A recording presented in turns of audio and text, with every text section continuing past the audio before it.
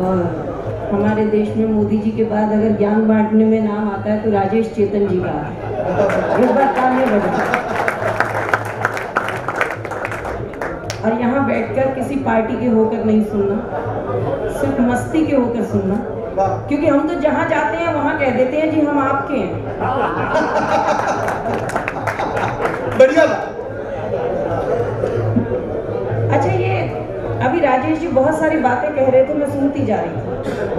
राजेश जी ने कहा कि बहुत ज्ञान की बात करी, लेकिन मैं सरदार नहीं हूँ, ज्ञान मैं भी दे सकती हूँ, आप टेंशन मत लो। और सबसे पहले इन्होंने माइक मुझे दिया, क्योंकि उन्हें कभी सम्मेलन शुरू करने के लिए कोई नहीं दिखाई दिया, सरदार नहीं दिखाई दिया।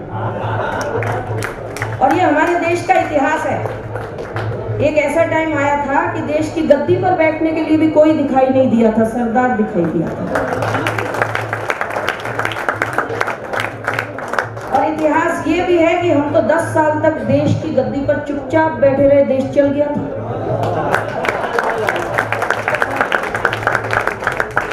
तो हम तो थोड़ा बहुत बोल लेंगे तो कभी सम्मेलन चल जाएगा।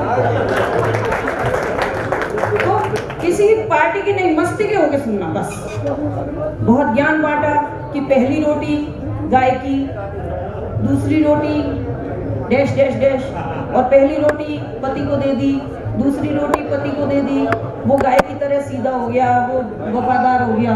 ज्ञान बांट रहे थे ना। बोले घर का भ्रष्टाचार है। अरे घर का भ्रष्टाचार मैंने तो दूर कर लिया, मेरे घर में नहीं है। कारण अपने घर में सरदार जी रोटी बनाते हैं, पहली रोटी हम खाते हैं। मैं गाय की तरह सीधी सादी हूँ और एक ही रोटी खाती हूँ, दूसरी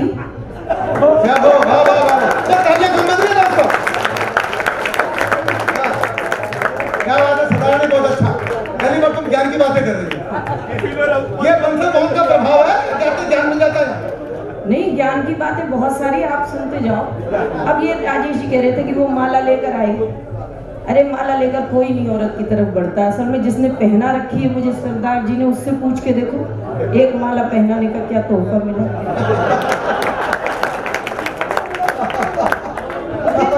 हम तो 15 अगस्त के दिन उदास ही बैठे रहते, अपनी काय की आजादी, अपन तो सब शादीशुदा है, टेंशन ही नहीं। बिल्कुल, तो मस्ती में रहना चाहिए बिना किसी टेंशन के। और मैं वो बिना किसी टेंशन में रहती हूँ, हालांकि रहती पति के साथ हूँ, लेकिन कोई बात नहीं, तनाव जीवन में साथ साथ चलने चाहिए, सारा सुखी सुख जीवन थोड़ी। तो मस्ती में आप भी रहिए, मस्ती में मैं भी हूँ। और हमारे घर तो मस्ती भी अजीब है, हम पति पत्नी अजीब अजीब बातों पर लड़ते हैं। हमारे एक पड़ोस में किसी की मृत्यु हुई, मैं देखा, घर आई, सारे पड़ोसी तो जहाँ मृत्यु हो गई है किसी औरत की, वहां गए हुए, मेरे पति घर पे ही बैठे मनुष्य कर। मैंने कहा पड़ोसी की पत्नी गुजर गई, सारा मोहल्ला वहां इकट्ठा है, आप नहीं गए। बोले तू ही बता किस मुंह से जाऊं, अगले की दूसरी मर गई, मैं एक बार भी नहीं बुलाऊं। बहुत अच्छे। अगर दोस्त तारीफ कर उनकी नीयत बिल्कुल खराब है ना, बता दो। हमारे यहाँ तो बिल्कुल मस्ती, हम बहुत मस्ती में ही रहते हैं दोनों पति पत्नी। लड़ाई भी बहुत होती है। 4 दिन पहले मेरी और मेरे पति की हुई जोरदार लड़ाई। पति ने भगवान को गुहार लगाई, बोले हे भगवान, तंग आ गया हूँ ऐसी पत्नी से, तू मुझे उठा ले। मैं कौन सी कम थी, मैं बोली हे भगवान, मैं भी तंग आ गई इस पति से, तू मुझे बुला ले। पति बोले भगवान जी मेरी एप्लीकेशन छोड़ दे, पत्नी की लगा। बहुत अच्छा, वाह वाह वाह। अच्छा, मोदी जी ने जब ये नोट बंद किए थे ना, मेरे सरदार जी रोज 8 बजे टीवी चैनल लगा लेते। मैंने कहा सरदार जी क्या देखते हो रोज? बोले देख रहा हूँ 56 इंची सीना, बहुत कुछ कर सकता है सुना है, तो देखूं मेरे को भी खुश कर दे। मैंने कहा आप क्या चाहते हो? बोले नहीं बताऊंगा। मैंने कहा बताओ तो सही। बोले मैं तो उस दिन का इंतजार कर रहा हूँ जब 8 बजे टीवी लगाऊं और मोदी जी टीवी पर आए और कहें मेरे प्यारे देशवासी, ये जो आपके पास आपकी पत्नी है, ये 31 जनवरी तक ही मान्य रहेगी।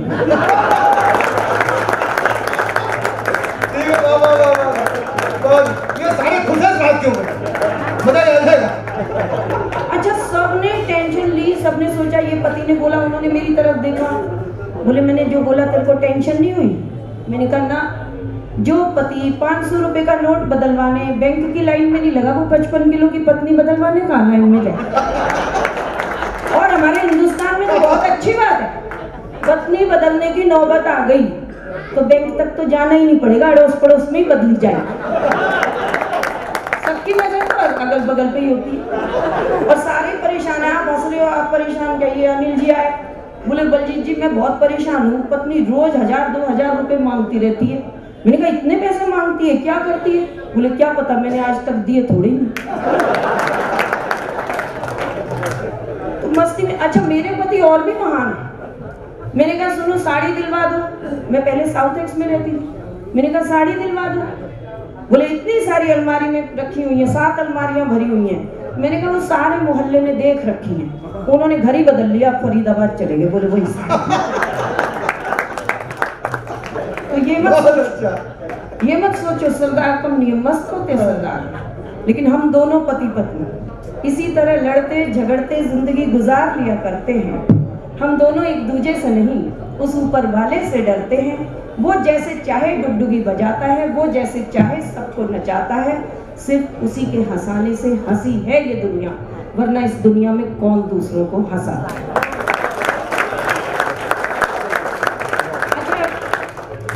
ये जो आप पार्टी का उदय हुआ, ये अन्ना जी के अनशन के बाद हुआ था, है ना? अन्ना जी को तो आप सब अपना बहुत बड़ा देवता मानते होंगे। एक अकेली पूरे भारतवर्ष में मैं ऐसी हूँ, मेरा अन्ना जी ने बहुत बड़ा नुकसान किया था। केजरीवाल जी का तो ठीक है भाई, उनको तो फल मिला, लेकिन मेरा नुकसान किया अन्ना जी ने। और क्या नुकसान किया, आप 4 पंक्तियों में मेरी कविता सुनो, आपको मेरा नुकसान समझ आ जाएगा। मंच का भी ध्यान चाहे कि मैं भी कैकई की तरह कोप भवन में जाती थी। अच्छा राजेश जी आधी बात बताना भूल गई, ये कैकई वाली बात मैं गलत नहीं बोल रही, मैं पंजाबी बात रामलीला की कैकई हूँ पिछले कई साल से। और जब कैकई बनने का ऑफर आया था ना, मेरे पति बहुत खुश हो गए, बोले शुक्र है कोई तुझे और भी पहचानता है। हाँ, हम तो घर में बढ़िया ही बातें करते रहते हैं और यहाँ मस्त रहते हैं, कोई टेंशन लेते ही नहीं। टेंशन लेनी नहीं, आए तो लेनी टेंशन, मस्ती में रहो। अच्छा मैं बता रही थी अन्ना जी के बारे में, अन्ना जी ने मेरा क्या नुकसान किया, बिल्कुल आप अन्ना जी तक पहुंचा दीजिए ये बात। और शहनाज भाई को भी बोल चुकी हूँ कि ये बात पहुंचानी है कि मैं भी कैकई की तरह कोप भवन में जाती थी, भूखे रहकर अपने पति से अपनी बात मनवाती थी। मुझे भूखा देख पति हुए परेशान जाते थे, मुझे खाना खिलाने की खातिर बात मेरी मान जाते थे। फिर अन्ना जी ने किया अनशन, देश में हुआ सम्मान, देश में हुआ सम्मान पर मेरा कर दिया नुकसान। मेरे पति ने कह दिया तेरी बात अब कभी नहीं मानी जाएगी, अगला 74 बरस का बुढ़ा 13 दिन जी गया, तू जवान हट्टी कट्टी कई दिन जी जाएगा। तो मस्ती में तालियां बजा दीजिए, क्योंकि बाबा रामदेव भी कहते हैं कि तालियां बजाने से स्वास्थ्य ठीक रहता है। तो बस टेंशन में रहो मत। और मैंने क्या कहा, हम तो बिल्कुल टेंशन में नहीं रहते। अभी तो अनिल जी अभी दुबई गए, पिछले दिनों हम बेंगलोर गए थे, अनिल जी वगैरह सब साथ थे। एयरपोर्ट पर थोड़ा जल्दी पहुंचना पड़ता है, तो हम जल्दी पहुंच गए। आगे की सीट पर 2 बच्चे बैठे थे। एक बच्चे ने दूसरे से पूछा तेरा नाम क्या है? पहला बोला जसप्रीत। दूसरे से पूछा तेरा नाम क्या है? बोला ब्रह्मजोत। बोला हाथ मिलाओ। कहाँ रहते हो? बोला साउथ एक्स। बोला वेरी गुड, हाथ मिलाओ, मैं भी साउथ एक्स में रहता हूँ। बोले साउथ एक्स पार्ट 1 या पार्ट 2? पहला बोला पार्ट 2। दूसरा बोला हाथ मिला, मैं भी पार्ट 2 में रहता हूँ। कौन सा फ्लोर, कौन सा मकान नंबर? बोला 3/3 फर्स्ट फ्लोर। दूसरा बोला है 3/3 फर्स्ट फ्लोर। फिर से हाथ मिला, जब भी बात दोनों गले मिले, आसपास सबको टेंशन हो गई। बोले आसपास जो बैठे लोग थे, बोले हे भगवान, तुम दोनों बालक साउथ एक्स में 3/3 में रहते हो, एक दूसरे को जानते नहीं। एक बच्चा बोला अंकल आप क्यों टेंशन ले रहे हो, हम तो दोनों भाई भाई हैं, टाइम पास कर रहे हैं।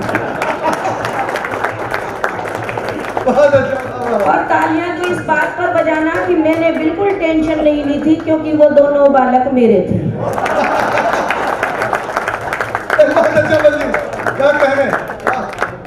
लेकिन ये बहुत अच्छा, यहाँ भी तो रहना चाहिए ना, आने वाले समय पर आ रहे हैं। अच्छा एक चीज और, यहाँ जितने लोग बैठे हैं सारे राजनीतिक हैं, ये गुलाटी जी ने साबित कर दिया। और मैं आपको बिल्कुल प्रूफ करके दिखा दूंगी। मैं टीचर हूँ ना, प्रिंसिपल हूँ, मैं तर्क के साथ बात कहूंगी और सच लगे तो बताऊंगी, क्योंकि मेरा दिमाग घूम गया। क्योंकि राजनीति वाले लोग बिल्कुल सही झूठ बोलते हैं, अपनी बात मनवाने के लिए उसमें कई सारे झूठ लगा दो। गुलाटी जी ने क्या बढ़िया झूठ लगाया अभी, बोले शादी हुई और अगले दिन 2100 रुपए मिले, 3100 मिले हैं। मेरी शादी तो इनसे बहुत बाद में हुई होगी, 3100 2100 तो उस जमाने में मुझे भी नहीं मिले थे। पूरा ब्याह हो जाया करता था उस जमाने में। इसका मतलब इन्होंने अपनी बात को कितने मक्खन मलाई लगाकर बताया, इनके लिए तालियां बजाओ। इन्होंने पैसे बढ़ा दिए और जो पत्नी के जोर जोर के थप्पड़ थे वो घटा दिए। बलजीत इनको भाई मत देना इस बार। नहीं, अच्छा तो आप ही ने फिर नोटबंदी करवाई अगर नोट नकली थे तो। आप पति पत्नी तो असली हो।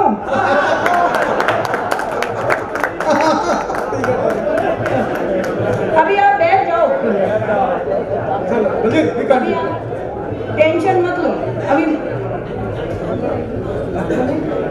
5-10 मिनट ज्यादा नहीं लगता। आप टेंशन मत लो। एक कविता सुना दो। अच्छा, कविता तो सुनाई दूंगी, जब हम कवि में आए हैं तो कविता जरूर सुनाएंगे। और ये हास्य मैंने क्यों चुना था मैं आपको बताती हूँ। ये 4 पंक्तियां मेरे जीवन का उद्देश्य है, आप अपने जीवन में अपने साथ ले जाइएगा, क्योंकि सबसे पहले हमें इंसान होना जरूरी है। तो मैं ये 4 पंक्तियां कि मैं हंसाती क्यों हूँ और हंसी क्यों मेरा उद्देश्य रहा, कि किसी को चाह लो तो चाहत हो जाती है, किसी को चाह लो तो चाहत हो जाती है, अपना बना लो तो आदत हो जाती है। मैंने जान लिया दिल में रहता है खुदा, लोगों को हंसा लो इबादत हो जाती है। तालियां मिलके बजा लीजिए, इतनी ठंड है नहीं कि जेब में हाथ रखना पड़े। बिल्कुल। और रही बात ये गप्पे शप्पे मारना, ये कुछ भी बोलना, ये तो मच्छर भी आजकल बहुत कुछ बोल रहे हैं। कुछ दिन पहले की बात है, हम कभी लोग ही मच्छरों की बातें सुन लेते हैं। और बिल्कुल कहाँ बात कर रही हूँ अब आप समझिएगा, क्योंकि हम किसी पार्टी की बात नहीं करते, हम तो मस्ती की बात करते हैं। कि एक मच्छर रात को घर आया और अपनी पत्नी से कहता है कल शेर का खून लाऊंगा। मच्छर की जो पत्नी थी उसने चादर में से मुंह निकाला और बोली सो जाओ चुप करके। बोला नहीं सुन, नहीं मान रही, परसों मैं हाथी का ले आऊंगा। उसने फिर चादर से मुंह निकाला, बोली सो जाओ। बोला सुन, 1500 रुपए तेरे को दूंगा, बढ़िया साड़ी ले आना। उसने फिर चादर से मुंह निकाला, बोली सो जाओ। फिर मुंह निकाला उसने मच्छर ने और बोला बात सुन, सोने की चेन भी दिलवा दूंगा। अब मच्छर की पत्नी को गुस्सा आ गया, बोली मैंने कहा था मोदी जी को काट के घर मत आया करो।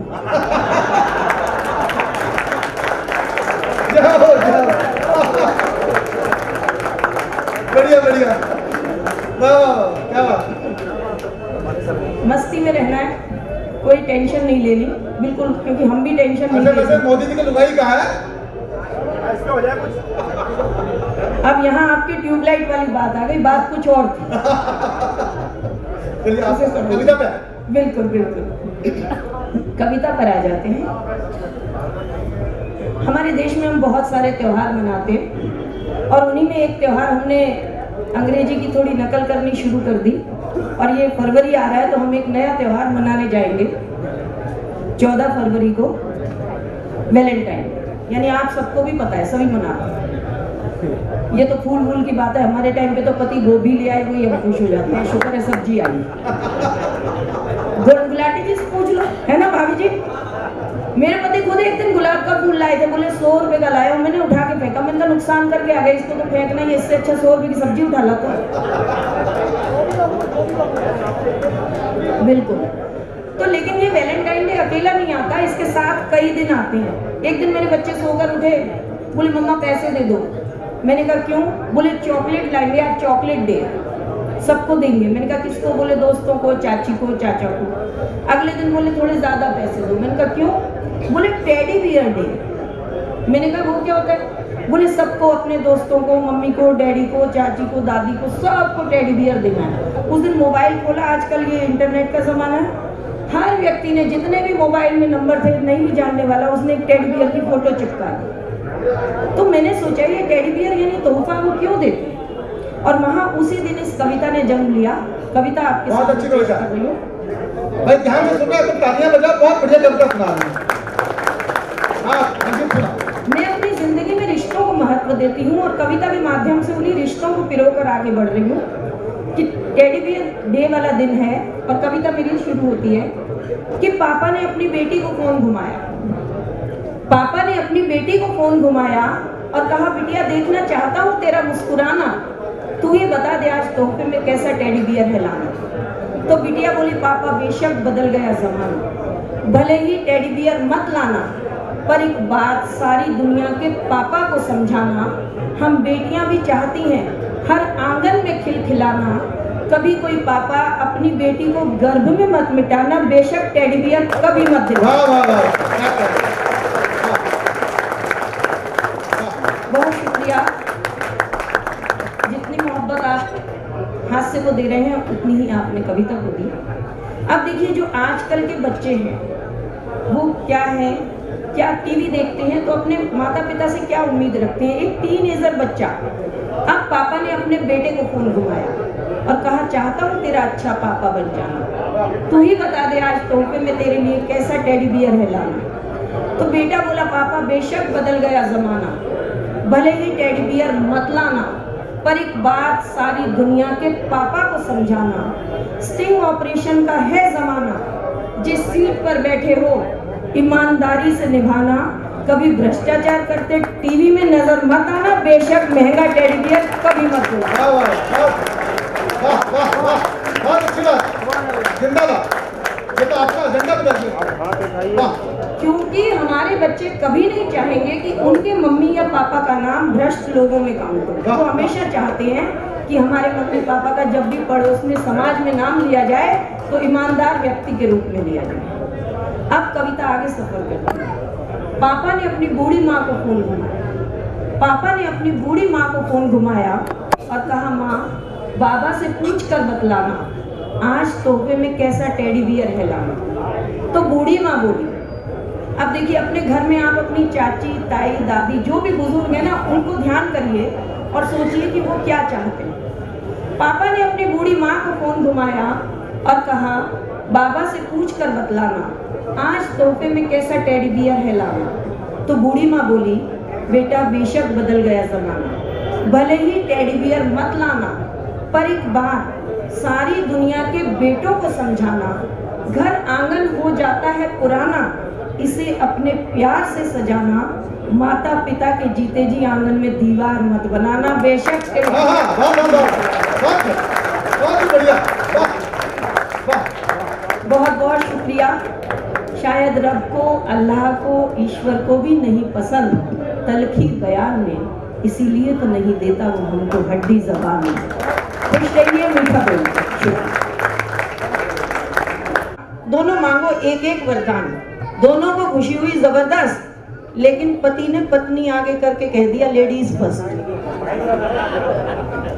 अब देखिए, पत्नी ने अपनी आंखें भिगो ली, हाथ जोड़कर बोली, हे माँ अपनी सारी जिम्मेदारियां निपटा चुकी हूँ, सारी खुशियां पा चुकी हूँ, अब एक ही वरदान पाना चाहती हूँ, मैं अपने पति के साथ वर्ल्ड टूर जाना चाहती हूँ। माता रानी ने तथास्तु के नजर को घुमाया और पति से कहा, मांग पुत्र अब तेरा नंबर है आया। अब देखिए, उस पति ने बड़ा धांसू आइडिया लगाया और माता रानी को फरमाया, हे माँ वर्ल्ड टूर पर तो मैं भी जाना चाहूंगा, पर साथ में अपने से 30 बरस छोटी ले जाना चाहूंगा। अब माता रानी ने अपना चक्र घुमाया और पति को तत्काल 90 बरस का बनाया।